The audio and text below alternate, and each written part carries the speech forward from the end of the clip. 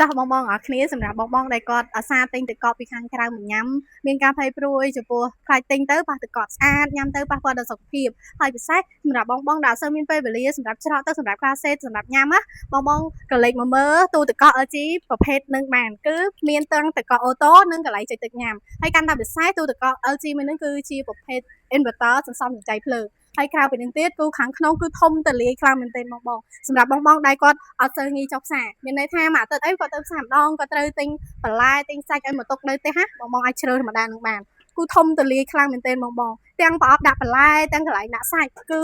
និយាយរួមទៅគឺពេញចិត្តបណ្ដោយហើយខាងលើកហ្នឹងគឺបងចង់ប្រកបសាច់ប្រហែលគីឡូក៏បានដែរមួយគឺធំទលាយខ្លាំងមែនទែនក៏លេខមកមើលប្រអប់ទឹកកកដែលផលិតអូតូហ្នឹងវិញគឺទលាយខ្លាំងមែនទែនបងហើយ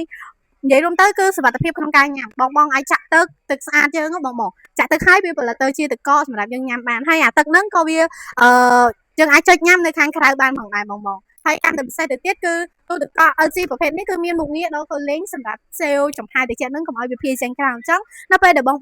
បើកទ្វារទូញឹកញាប់ទៅក៏វាអត់សូវស៊ីភ្លើងដែរបងចំពោះការប្រើប្រាស់វិញគឺយើងប្រើប្រាស់ដោយទំនុកចិត្តខ្លាំងមែនទែនគឺទូទឹកកក LG ប្រភេទហ្នឹងគឺមានការធានាចេញពីក្រុមហ៊ុនរយៈពេល1ឆ្នាំទៅលើសេវាកម្មជួសជុលនិងគ្រឿងបន្លាស់ហើយរយៈពេល10ឆ្នាំទៅលើកុំព្រេស័រអញ្ចឹងសម្រាប់បងដែលមានតម្រូវការទៅលើទូទឹកកកអញ្ចឹងបងអាចមករកបាននៅហាងរីអេឡិចត្រូនិកដែលមានទីតាំងស្ថិតនៅលើផ្លូវស៊ីវត្ថាជាប់នឹងសមាទេវីទល់មុខនឹង Baby Outlet ឬក៏បងអាចឆាតចូលក្នុង Page ឬក៏ Telegram ក៏បានដែរ